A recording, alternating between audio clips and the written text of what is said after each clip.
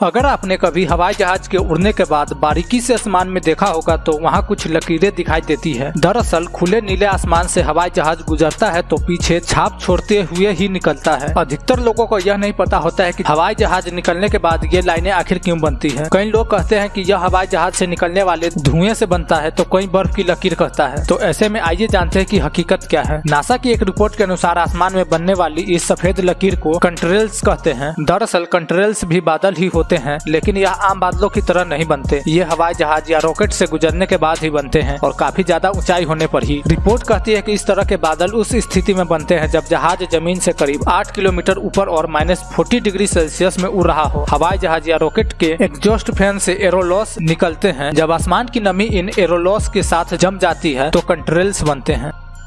हालांकि ये कंट्रेल्स कुछ ही समय में गायब हो जाते हैं। जैसे ही जहाज गुजरता है थोड़ी ही देर तक यह दिखाई देते हैं, उसके बाद यह लुप्त हो जाते हैं। इसके बनने का कारण हवा में नमी होती है। कई बार आसमान की इतनी ऊंचाई पर तेज हवा की वजह से कंट्रेल्स अपनी जगह से खिसक जाते हैं। ऐसे में यह बिल्कुल भी जरूरी नहीं है कि वह वही दिखे जहाँ से विमान गुजरा था। यह कंट्रेल्स सबसे पहले सेकेंड वर्ल्ड वॉर के दौरान 1920 में देखे गए थे। ये सबकी नजरों में दूर से ही आ जाते थे, जिसकी वजह से लड़ाकू पायलट पकड़ में आने से बच जाते थे। बल्कि कई खबरें आई थी कि धुएं के कारण कई विमान आपस में टकरा गए क्योंकि उन्हें कुछ दिख नहीं रहा था।